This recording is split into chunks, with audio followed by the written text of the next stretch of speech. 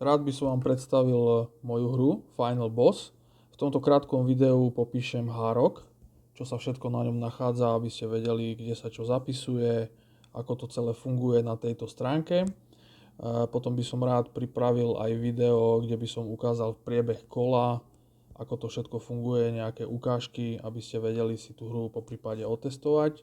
Keby sa to niekomu páčilo a mal by záujem ju vyskúšať, tak na mojej facebookovej stránke uložím charakter samuraja a takisto aj draka, aby ste si to mohli otestovať.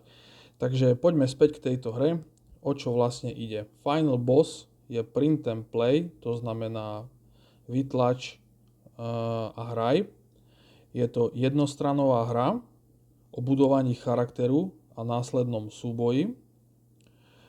Pre túto hru potrebujete ceruzku a kocky. Každý charakter má rôzne kocky.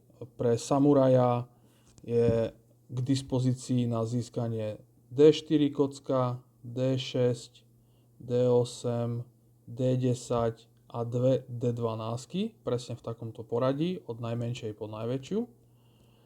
Tieto kocky, ak nemáte doma, nie je problém, stačí používať nejakú aplikáciu na hádzanie kociek, je ich strašne veľa pre Windowsy, pre iPhony a tak ďalej, Androidy, takže nie je problém, kľudne aj bez kociek sa to dá v pohode hrať pomocou aplikácie. Táto hra je určená pre jedného až dvoch hráčov, dĺžka hry pre jedného hráča je do tých 30 minút, pre dvoch hráčov duel je to 15 minút. Je to veľmi rýchla hra, má veľmi jednoduché pravidlá. Samozrejme je tu určitá náhoda, keďže sa hádže kockami, ale sú možnosti, ako trošku tú náhodu negovať. Čo by som ešte povedal o tejto hre predtým, ako popíšem tento hárok?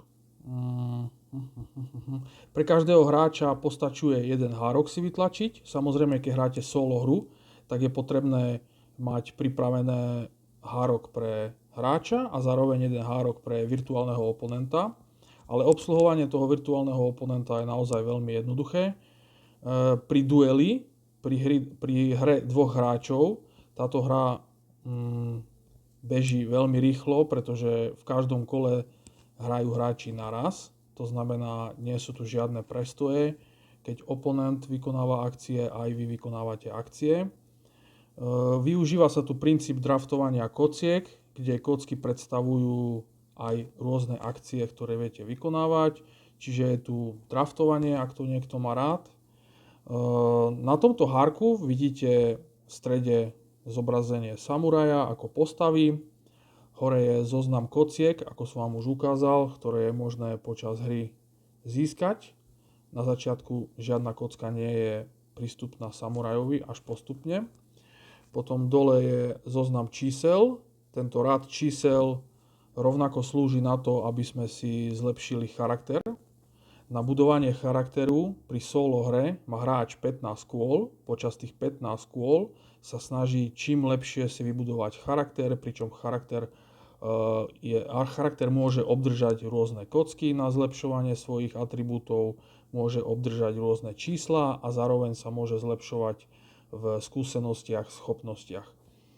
Tieto schopnosti na pravej strane vidíte, toto je stĺpec, kde sú všetky schopnosti, ktoré je možné sa naučiť počas tejto prvej fázy hry, kde sa buduje charakter.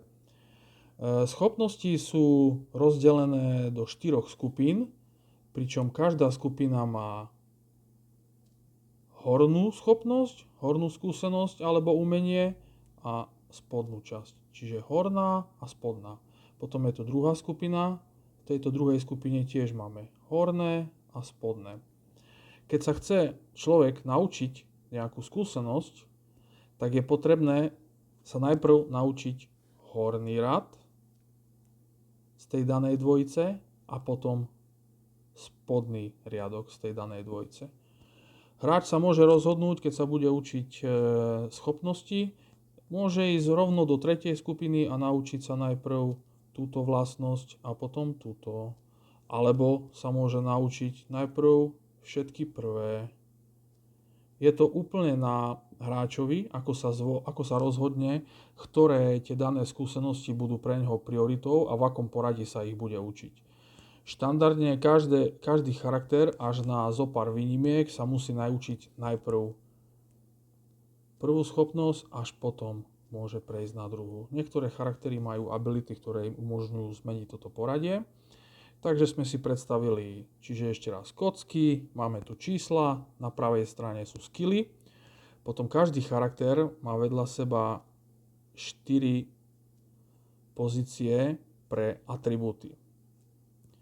Tieto atribúty sú útok, to je úplne prvá, toto je útok, potom je to obrana, ďalej sú to životy a nakoniec je to iniciatíva. Kľúčové je zlepšovať tieto 4 atribúty počas prvej fázy hry, kde sa bude budovať charakter. A ako si môžeme tieto atribúty zlepšovať? Do rôznych atribútov, ako napríklad útok, si môžeme vkladať čísla a kocky. Čísla a kocky sú hlavné spôsoby, ako si rozširovať daný atribút. Každý atribút má znázornené nejaké miesta, kde sa môžu vpisovať čísla a kocky.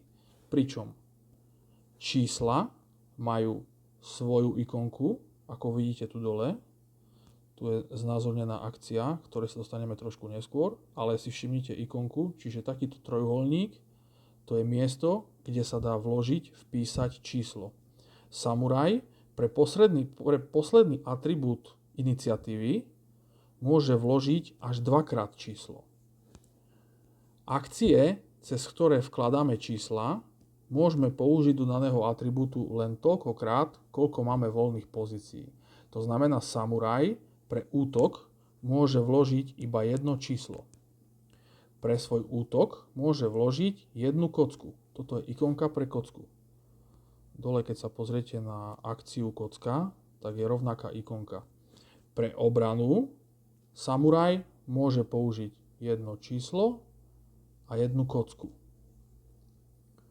Pre tretí atribút, to znamená životy, nie sú znázornené žiadne ikonky. To je z toho titulu, že do životov môžete vkladať akýkoľvek počet akcií vloženie kocky a akcií vloženie čísel. Čiže životy slúžia na to, ak napríklad, to môžem tak povedať, pre upratanie niektorých kociek, ktoré nepotrebujeme spočiatku vložiť do dôležitých miest, ako je útok. Ale samozrejme, že aj život je dôležitý atribút. Ale život ako atribút nemá žiadne obmedzenia, čo sa týka vkladania kociek a čísiel cez akcie. Posledný atribút je iniciatíva. Tento atribút pre samuraja umožňuje použiť jednu akciu vloženie kocky a 2 akcie vloženie čísel. Keď sa pozriete na jednotlivé atribúty, tak úplne dole sú také krúžky. Skúsim vložiť jeden layer. Dobre, teraz by to malo byť. Takže každý atribút má 8 krúžkov, alebo ako to nazvať, krúžnic. A tieto krúžnice slúžia na vkladanie skúseností ako plusové body. To znamená, každý atribút môže obsahovať kocku, môže obsahovať číslo a potom môže obsahovať plusové hodnoty.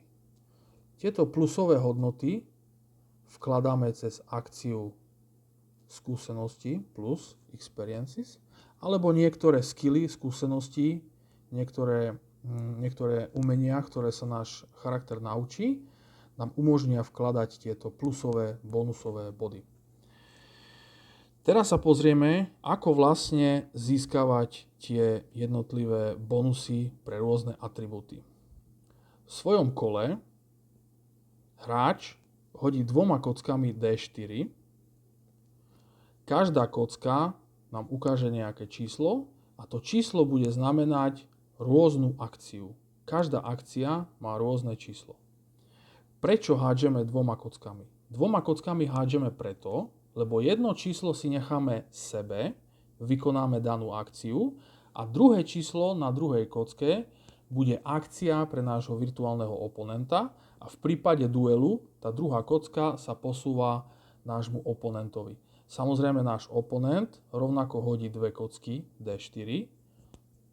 Uskutočnia sa tieto veci naraz, to znamená aj oponent hodí dve kocky, pričom jedno číslo nechá sebe a jedno posiela nám.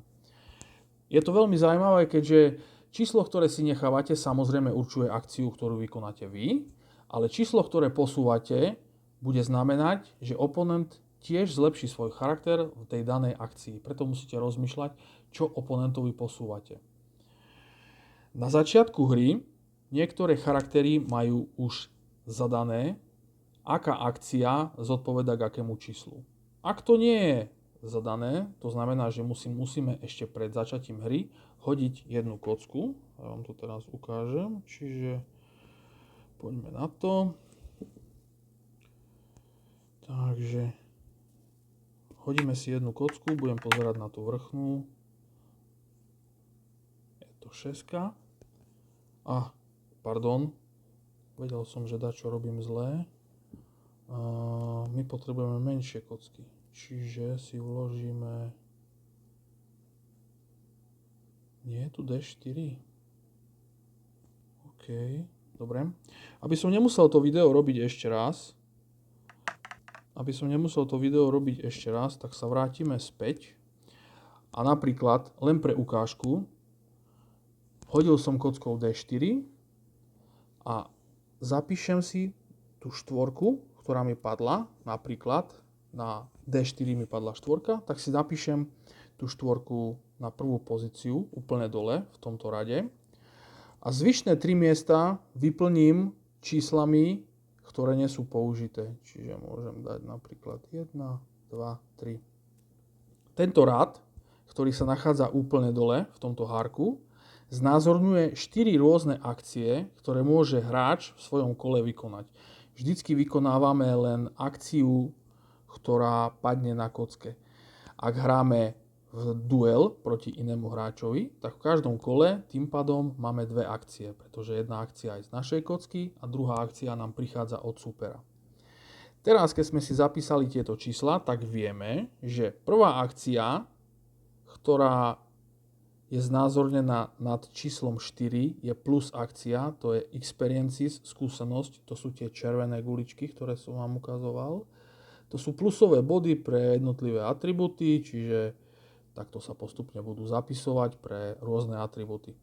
Druhá akcia je umenie. Táto akcia sa uskutoční vtedy, ak na kocke padne číslo 1. Umenie to znamená, že sa môžeme učiť tie skúsenosti, ktoré sú v tomto stĺpci. A tieto skúsenosti sa učíme vďaka akcii umenie, ktorá je pre náš prípad uskutočniteľná vždy, keď padne číslo 1. Ďalšia akcia, tretia, je získanie kocky. Táto akcia je v našom prípade skrytá pod číslom 2. Ak nám padne na kocke číslo 2, pre nás to bude znamenať, že náš charakter získava prvú voľnú kocku v rade.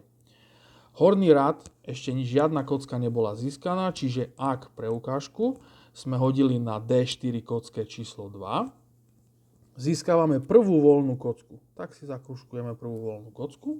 A teraz tú kocku môžeme umiestniť do jedného z týchto 4 atribútov. Buď to umiestnime do útoku, obrany, životov alebo do iniciatívy. Ak sa rozhodneme kocku vložiť napríklad do útoku, tak jednoducho si voľné poličko pre umiestnenie kociek, napíšeme si tam proste D4. To znamená, že v tomto poličku bude pre náš atribút sedieť kocka D4. Tá kocka tam bude sedieť celý čas, ako budujeme charakter, nemôže byť zmazaná, štandardne nemôžeme sa tejto kocky nejako zbaviť, ani ju nahradiť, ani nič podobné. Ak by sme sa rozhodli získať kocku D4 do polička obrany, tak urobíme to isté. Nájdeme si voľné poličko na umiestnenie kociek a napíšeme si tam D4. To znamená, náš samuraj pre obranu bude používať kocku D4. Ak sa rozhodneme vložiť kocku do polička životov, nenachádza sa tam žiadna ikonka vkladania kociek, lebo vieme už, že do životov môžeme vkladať ľubovoľný počet kociek a ľubovoľný počet čísel. Ale pre životy nemôžeme vložiť samotnú kocku, pretože kocka D4 pre životy nič neznamená, lebo sú to 4 rôzne hodnoty možné. Takže v prípade, ak vkladáme kocku do životov, tak si jednoducho tú kocku i hneď hodíme. Ak si hodíme na D4 kocke 3, tak napíšeme k životom, že máme prvé 3 životy. Ak nám padne na kocke hod 1, tak si napíšeme 1 život. Ak si chceme vložiť tú kocku D4 do iniciatívy, čo je posledný atribút, tak opäť vidíme, že v tomto prípade máme tam nejaké obmedzenia, že môžeme vložiť k atribútom iba jednu kocku a dve čísla. Keď chceme umiestniť kocku D4 do atribútu iniciatíva, musíme urobiť presne ten istý krok ako pri životoch. Hodíme si tou danou kockou a číslo, ktoré nám padne, napríklad 2, umiestnime do tohto polička. Je to veľmi dôležité si uvedomiť, ale ako náhle si to človek uvedomí, už si to nemusí opakovať. Pravidlá sú veľmi jednoduché, len sa ich treba na začiatku naučiť. Ak vkladáme kocku, musíme pozerať, či máme voľné miesto na vloženie. Ak vkladáme kocku do útoku obrany, tak ju tam proste napíšeme, ako kocka napríklad D4 alebo D6. Ak ju vkladáme k životom alebo k iniciatíve, životy alebo iniciatíva, tak si kocku hodíme a umiestnime číslo. Je to naozaj veľmi jednoduché. Dobre, teraz poďme späť. Pozrieme sa na ďalšiu akciu. Opäť sa vrátime dole. Takže zopakujem. Prvá akcia, pridanie skúsenosti plus 1 bod k nejakému atribútu. Druhá akcia pod číslom 1 je naučenie sa umenia, nejaká skúsenosť, ktorú získame. Tretia akcia pod číslom 2 bola kocka. Náš charakter získava kocku do jedného z atribútov. A posledná akcia pod číslom 3 je získavanie čísla. Opäť, ak hodíme na kocke akcii číslo 3, náš charakter získava prvé voľné poličko v rade čísel. Keďže náš charakter ešte nezískal žiadne číslo, tak na začiatok získava číslo 2. A my sa rozhodneme, kam si tú dvojku vložíme. Môžeme si ju vložiť, kde chceme, ak tam je miesto. Môžeme si vložiť dvojku do útoku? Áno, môžeme, pretože ikonka pre umiestnenie čísel je prázdna. Tak si tam dáme dvojku. Ak si chceme ušetriť toto miesto pre nejaké silnejšie číslo, čo je rozumné, tak si môžeme tú dvojku umiestniť inde. Do obrany, opäť pozrieme, je tam voľná ikonka pre umiestnenie čísel? Áno, je, dáme si dvojku. Ak nie, tak máme ešte inú možnosť, môžeme to umiestniť k životom. Jednoducho napíšeme, získali sme 2 životy. Alebo iniciatíva. Pozrieme sa, či je tam voľná ikonka na umiestnenie čísel a napíšeme si 2. Takže je to veľmi jednoduché, ako umiestňovať čísla a kocky k jednotlivým atribútom. Nie je to nič komplikované. Treba si len uvedomiť, že každé kolo hádžeme 2 kockami. Čiže priebeh kola je naozaj veľmi jednoduchý. Čo by som ešte k tomu hárku povedal? Myslím, že som zachádzal v tomto videu už aj do jednotlivých postupov, ako vlastne hrať, ale nevadí. Čiže povedali sme si, ako získavame kocky, ako získavame čísla, dole umiestňovanie akcií, ktoré sa nachádzajú pod jednotlivými číslami, ukázali sme si jednotlivé atribúty, ukázali sme si, kde sa nachádzajú skúsenosti, ako tieto skúsenosti získať. Vieme, že máme 15 kôl pre solo hru, to znamená v prvom kole si zaznačíme, toto je vlastne stĺpec, kde sa nachádzajú ikonky počítadla kôl. Ak budeme v druhom kole, takže si napíšeme, že hráme druhé kolo, hodíme kockami a vykonávame akcie a tak ďalej až do 15. kola.